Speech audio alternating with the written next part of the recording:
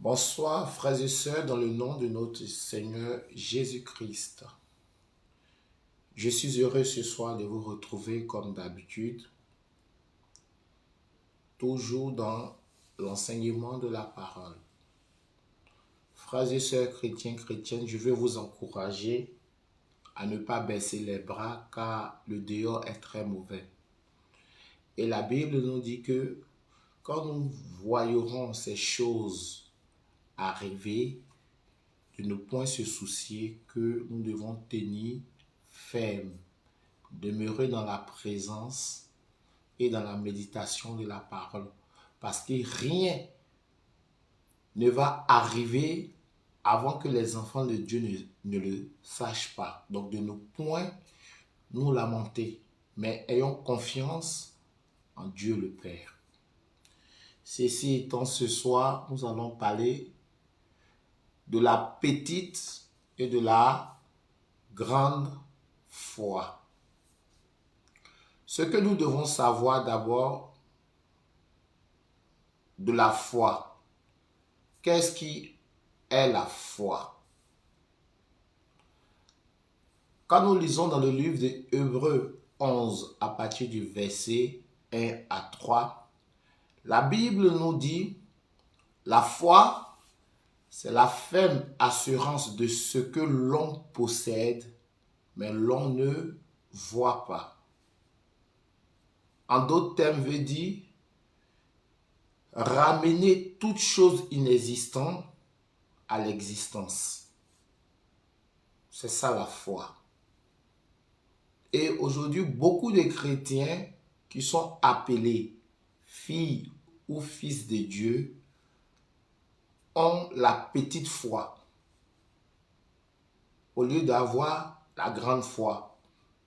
Or que la petite foi ne peut pas déplacer le trône de Dieu. La petite foi te laisse dans le mécontentement. Nous allons lire un verset pour que vous puissiez comprendre.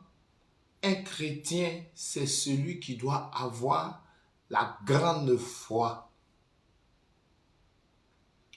Parce que si tu as la petite foi, tu seras toujours frustré.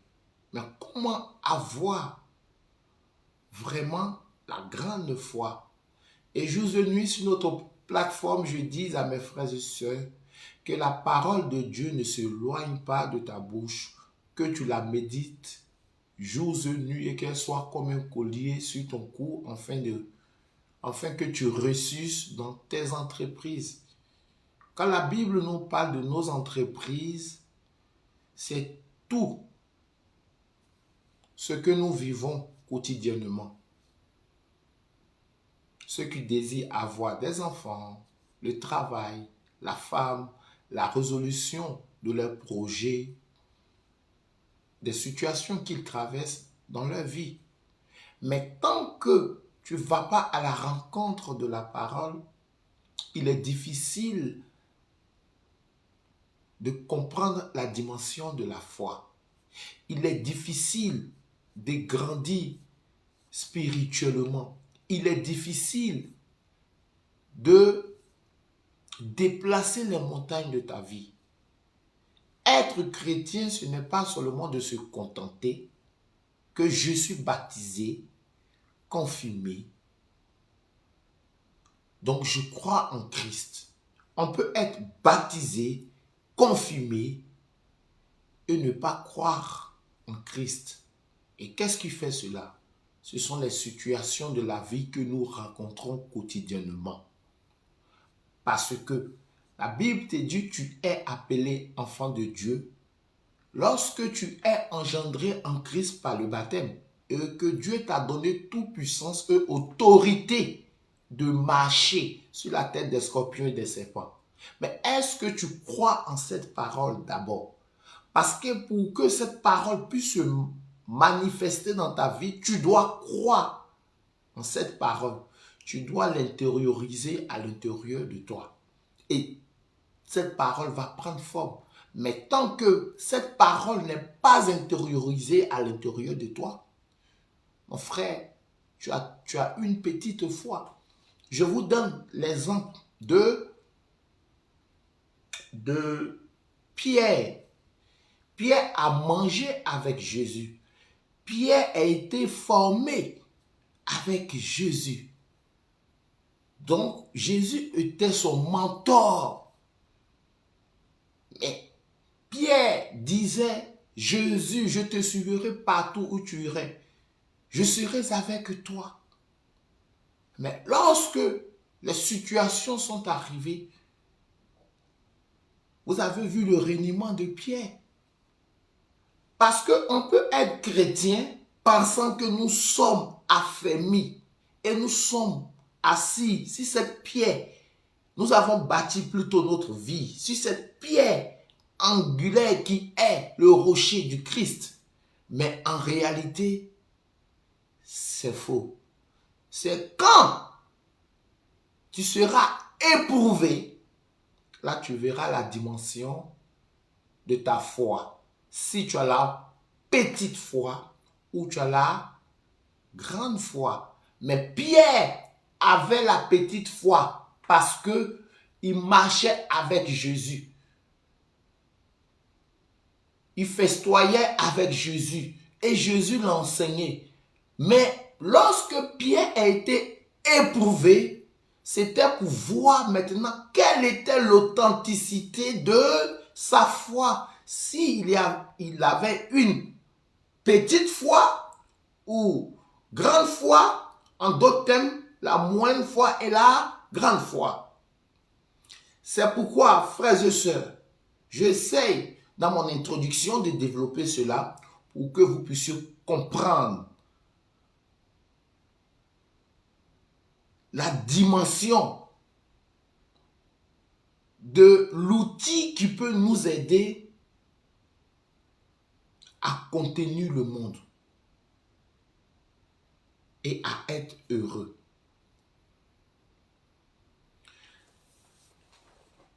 La moindre foi ou la petite foi, c'est une œuvre de quelque chose qui commence mais qui ne s'achève pas. Je me répète, la petite foi, c'est une œuvre inachevée. C'est une œuvre qui commence, mais elle ne s'achève pas. Ça, c'est la position de la petite foi. Et nous allons lire dans la Bible pour que vous puissiez comprendre pourquoi une petite foi ne se manifeste pas. Pourquoi il n'y a pas l'achèvement d'une petite foi. Pourquoi la petite foi peut te séparer de Dieu. Parce que celui qui a la petite foi, en réalité, n'est pas vraiment affranchi. N'est pas affranchi par la liberté de la parole dont tu rends témoignage par le Saint-Esprit. Ça, c'est la petite foi. Mais tu te contentes de ce que tu as vécu lors du baptême, où tu étais dans ton assemblée, où les gens t'ont applaudi. En fait, c'est cette image-là qui est restée dans ta mémoire. Donc, tu crois être affranchi par cette puissance de la parole qui te transforme. Écoutons ce que la Bible dit dans le livre de Matthieu. Nous allons commencer par la petite foi. Qu'est-ce que la Bible dit de la petite foi?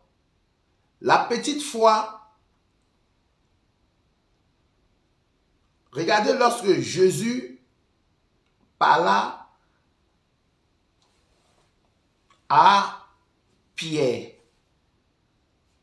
Je vous redis, la petite foi, c'est le commencement d'une œuvre inachevée. Et pourquoi cette œuvre ne s'achève pas? parce que nous avons le doute, la peur, la culpabilité, la crainte d'échouer.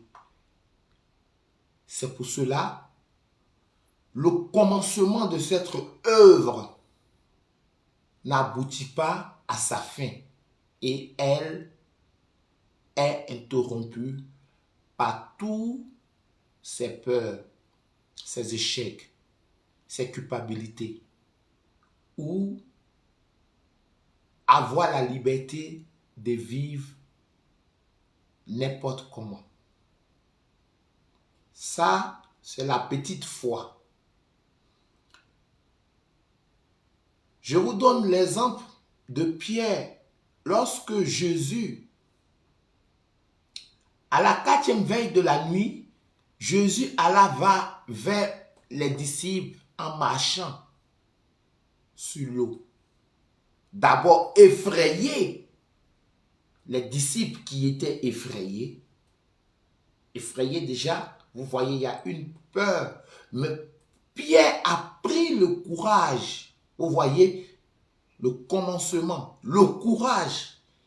Il a dominé cette peur et il dit, Jésus, si c'est toi vraiment, ordonne que je vienne vers toi.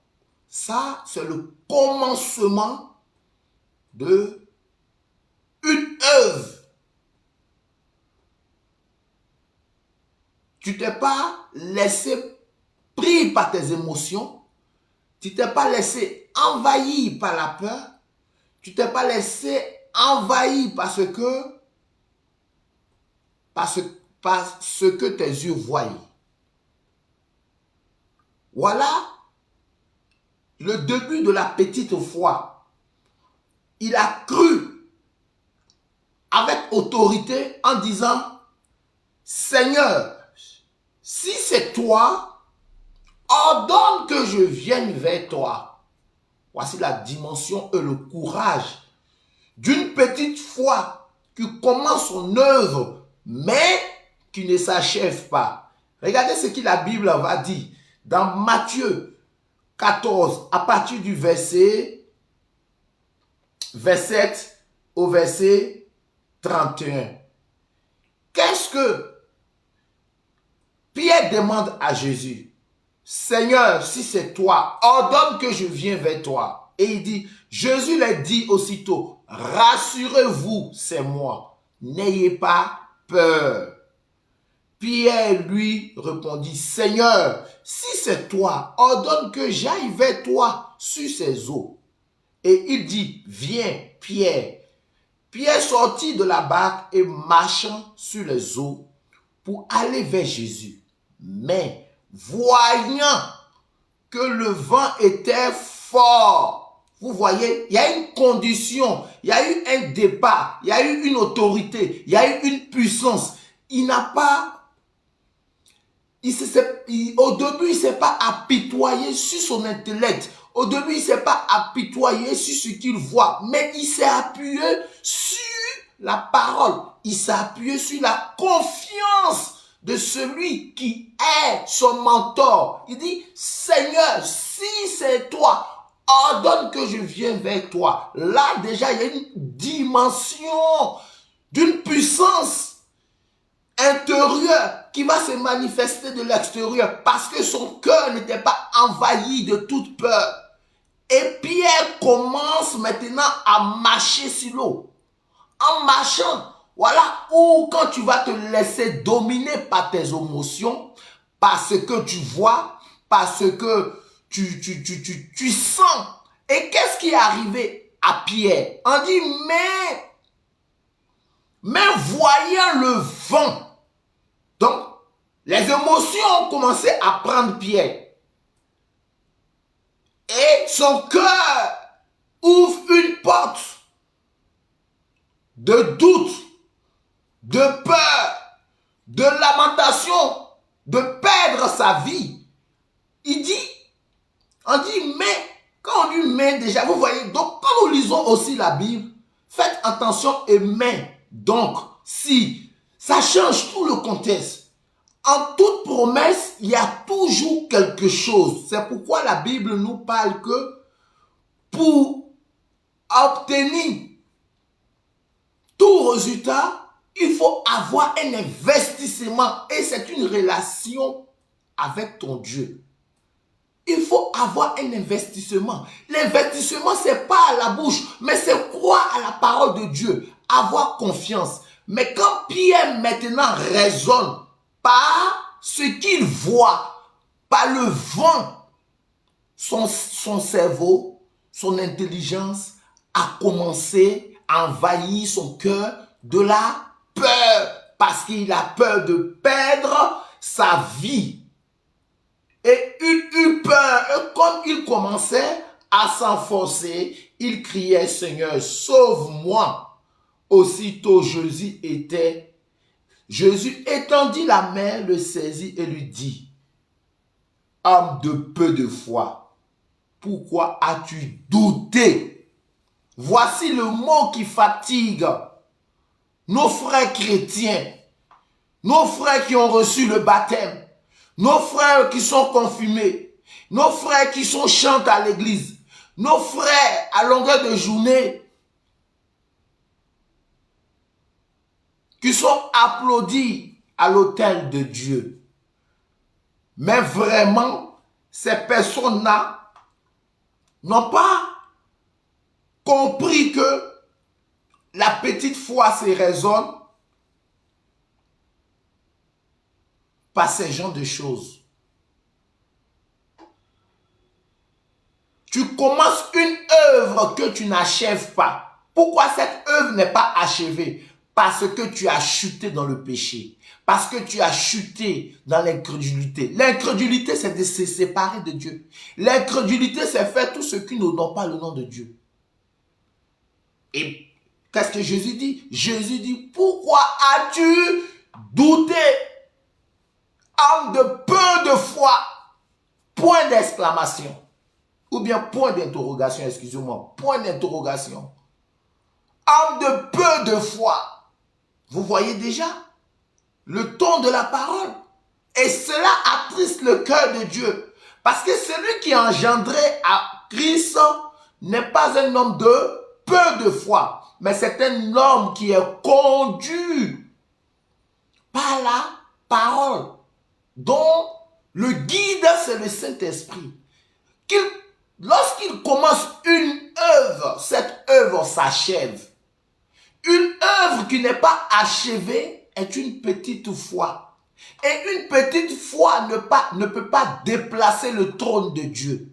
Une petite foi ne peut pas glorifier le trône de Dieu. Une petite foi ne peut pas avoir de résultat. Donc frères, sœurs, faisons attention. Faisons attention. Si nous voulons retrouver la liberté par la puissance de celui qui vit en nous, nous devons manifester ce qu'on appelle la grande foi. La grande foi, c'est d'avoir confiance d'abord en celui en qui nous sommes engendrés, en celui en qui nous avons bâti une vie, donc il est le rocher. En celui en qui nous ne doutons point. Et là, tout ce que sa parole dit, nous croyons en cette parole. Et dans cette parole, il y a la puissance de l'esprit qui accomplit nos actions. Pourquoi? Parce que la grande foi, c'est le commencement d'une œuvre qui s'achève. Nous allons lire dans le livre de Romains 4, à partir du verset 19. Vous allez comprendre 19 à 20. 19 à 20. Ce que la Bible dit de la grande foi. Abraham a cru. Abraham n'a point douté. Abraham a eu confiance à la promesse de Dieu. Abraham n'a pas raisonné par son intelligence. Abraham n'a pas dit que parce que je suis vieux, parce que mon corps est usé, parce que mon corps ne peut plus être en action. Mais c'est le cœur d'Abraham qui a parlé et son esprit a agi. Or que la différence entre la petite foi et la grande foi, c'est-à-dire ta pensée te bloque parce que ton cœur est rempli de doutes, de peur. Mais la grande foi, ton intellect ne raisonne pas, mais c'est ta foi, ton cœur qui raisonne. C'est ton cœur qui croit. Mais la petite foi, lorsque ton intellect commence à douter, immédiatement, l'outil qui doit te donner la force, qui doit impacter ta vie, c'est ton cœur. Et ce cœur, lorsqu'il est bloqué, tu échoues une œuvre. C'est pour cela la petite foi est le commencement d'une œuvre qui ne s'achève pas. Par exemple, si tu es en train de prier pour une guérison et qu'au début tu crois, il aura un aboutissement. Mais lorsque tu vas douter, il n'aura pas d'achèvement. Peut-être tu avais des mal qui étaient intenses. Et lorsque tu crois à ce moment, à la présence de Dieu, lorsque tu crois à la parole de Dieu, il y a une manifestation spirituelle que tu as intériorisée qui doit guérir d'abord ton âme avant de se manifester de l'extérieur. Et là, elle va calmer tous symptômes. En ce moment-là, tu seras bien ou tu vas bien dormir. Mais lorsque tu commences à douter, est-ce que Dieu existe? Est-ce que ce que j'ai dit? Voilà où l'œuvre qui avait commencé sera inachevée. Qui peut arriver parce que c'est un combat que tu vis de l'intérieur de toi. Et ce combat, c'est quoi? Il y a le désir de ta chair qui va parler. Il y a des symptômes qui arriveront. C'est pourquoi, regardez la dimension de la grande foi que nous allons tout à l'heure lire. On va lire, excusez-moi, on va lire. Romains 4, à partir du verset 19. D'abord, je vous dis, la grande foi, c'est le commencement d'une œuvre qui s'achève. Ça, c'est la grande foi. C'est pourquoi, regardez ce qui Abraham nous montre, le père de la foi. Il dit ici, on dit, et sans faiblir dans la foi, il ne considéra point que son corps était déjà usé, puisqu'il avait près de 100 ans et que Sarah n'était plus en état d'avoir des enfants. Il ne douta point par incrédulité au sujet de la promesse de Dieu, mais il fut fortifié par sa foi, par la foi, donnant gloire à Dieu. Vous voyez?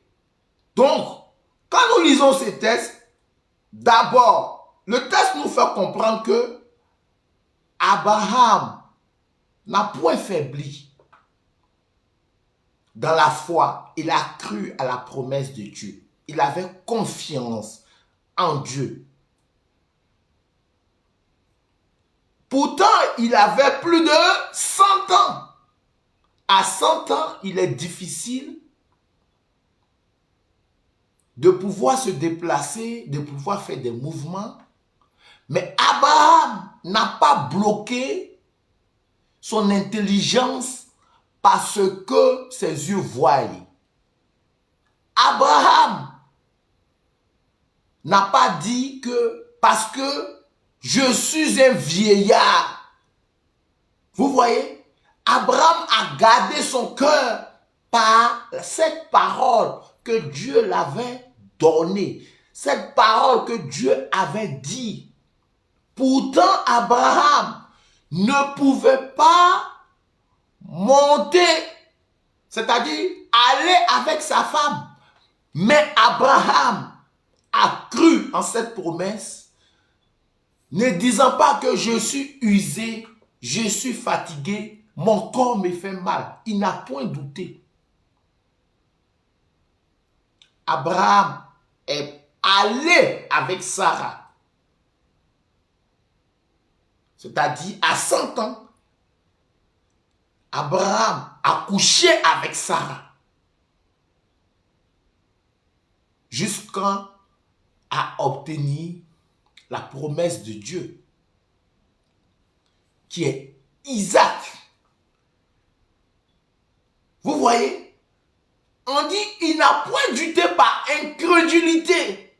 Durant tout ce temps, Abraham pouvait dire je suis vieux, mon corps ne fonctionne plus, je ne peux plus faire des mouvements. C'est pour ça, la foi, il est très important, frère, de ne pas raisonner. Parce que lorsque tu raisonnes en ce que tu vois, elle s'oppose à certaines contraintes. C'est pour ça la Bible nous dit dans le livre des Jean, la foi ne se raisonne pas par la vue. Donc Abraham a intériorisé la parole que Dieu lui avait dit, la promesse que Dieu l'avait accordée. Abraham a toujours murmuré cette parole. Il a toujours dit, Dieu fera. Donc une œuvre qui s'achève, c'est une œuvre qui a confiance en Dieu, qui croit en Dieu et qui croit à la parole de Dieu. C'est pourquoi je prends l'exemple encore. Lorsque tu pries pour un sujet de maladie et que tu crois à la parole de Dieu, que tu lis jour et nuit, cette parole, et que tu l'intériorises, il aura la guérison de l'âme. En réalité, l'âme est guérie. C'est comme un baptême. Lorsque nous recevons nos baptêmes, il n'y a pas de changement de l'extérieur. Mais à l'intérieur, il y a une manifestation. Pour ceux qui ont reçu Jésus, la manifestation va s'exprimer dans tes actes et tes actions. Voilà. Donc, lorsque la grande foi s'achève, c'est quand il y a accomplissement. Donc, je poursuis l'exemple de la maladie que j'étais en train de vous dire. C'est pour vous dire que quoi? Lorsque je prie pour ma guérison, dans ma guérison, lorsque je crois en la parole de Dieu, que je confesse que je suis guéri par celui qui a porté toute infirmité, qui a porté mes iniquités et que par ses maîtresses, je suis guéri. Il y a une manifestation dans l'âme intérieure. Mais maintenant, ton corps extérieur va te rappeler les symptômes. Et maintenant, si tu doutes, parce que tu réfléchis, parce que ton corps te dit, par le mal que tu sens. On dit Abraham n'a point douté parce que son corps était usé. Vous voyez? Donc, Abraham a intériorisé une parole. Il croyait. L'homme intérieur était fort. L'homme intérieur avait la puissance. L'homme intérieur avait l'autorité. Mais l'homme extérieur était usé. Il était usé. L'enveloppe était usée. Et l'enveloppe lui donnait des sensations émotionnelles, sentimentales. Mais Abraham ne s'est pas apitoyé sur l'autorité de son intelligence. Mais Abraham a préféré prendre l'autorité du cœur que l'autorité de l'intelligence. Voilà pourquoi Abraham a eu la victoire. Et il nous a donné Isaac. Parce que il n'a pas raisonné, il a cru en la parole de Dieu. Abraham n'a pas faibli, Abraham n'a pas douté, Abraham n'était pas dans l'incrédulité. Ça, c'est le commencement d'une œuvre qui s'achève. Et c'est pareil dans la maladie. Si tu crois, c'est pas que parce que tu as prié, tu n'auras pas mal, tu auras mal. Mais confesse toujours, crois toujours. Parce que voici un verset qui est clair. Abraham savait qu'il était vieux. Abraham, peut-être, il avait mal au corps. Mais est-ce que Abraham s'est bloqué parce qu'il a mal au corps? Non, il a couché avec Sarah. C'est pareil pour la maladie. Tu peux prier, tu peux recevoir les symptômes, tu peux avoir mal.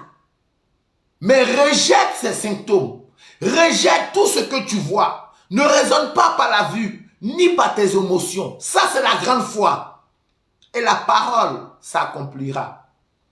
Comme sur notre plateforme, il y a une maman qui rendait un témoignage une fois qui disait que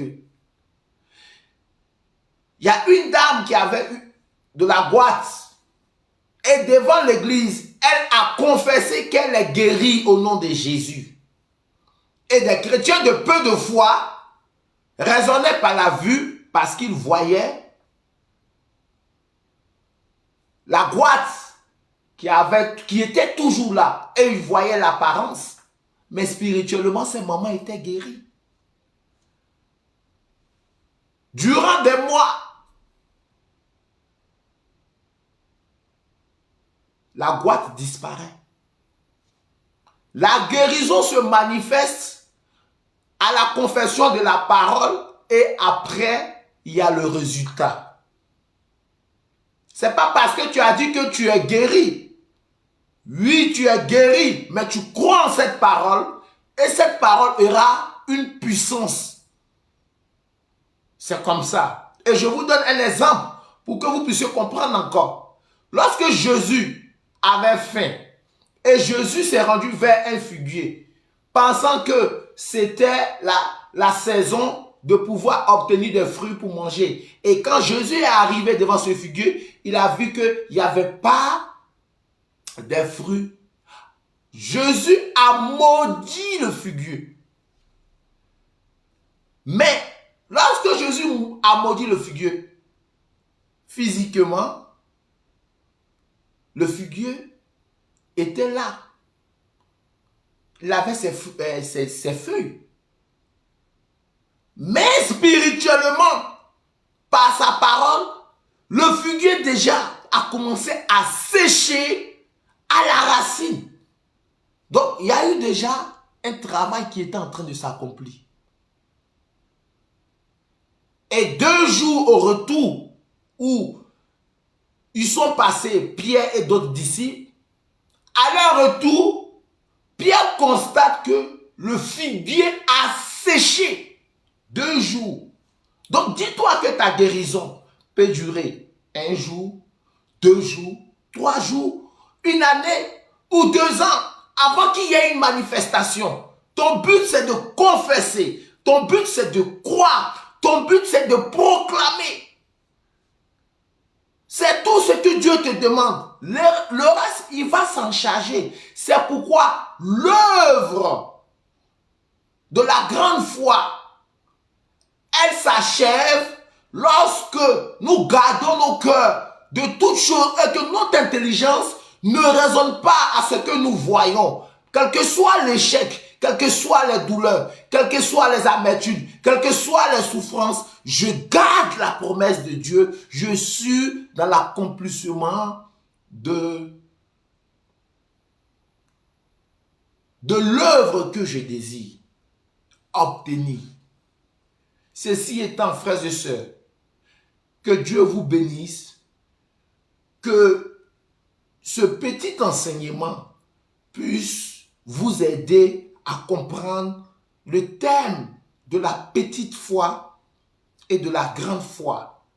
La petite foi, c'est le commencement d'une œuvre qui ne s'achève pas parce que notre cœur est envahi de la cupidité, du doute, du péché, des lamentations. Donc, il n'y a pas l'achèvement. Mais la grande foi, c'est celle qui croit, qui a confiance en la parole, qui ne peut point se tromper ni se contredire, mais elle ne raisonne pas selon ce qu'elle voit, mais elle garde son cœur de toutes choses et reste toujours dans la confession à glorifier. Et il y a achèvement de l'œuvre. C'est ça la grande foi. Ceci étant, que Dieu vous bénisse abondamment. Que Dieu déverse les écailles de vos yeux. Que Dieu fasse que vous soyez des chrétiens qui ont la grande foi. Parce que la petite foi ne peut pas déplacer le trône de Dieu. La petite foi ne peut pas avoir de résultat. La petite foi ne peut pas nous donner ce que nos cœurs désirent. Nous nous contentons d'être frustrés, d'être blessés, d'être dans l'amertume. Mais lorsque nous croyons à la parole de Dieu, lorsque nous bâtissons notre vie sur la pierre angulaire et que nous tenons aux promesses qui se trouvent dans le livre de vie, voilà où nous allons trouver le trésor et le secret caché dans la Bible, qui est la liberté de tout chrétien qui rend témoignage de la parole de Dieu accompagnée du Saint-Esprit. Soyez bénis abondamment et shalom.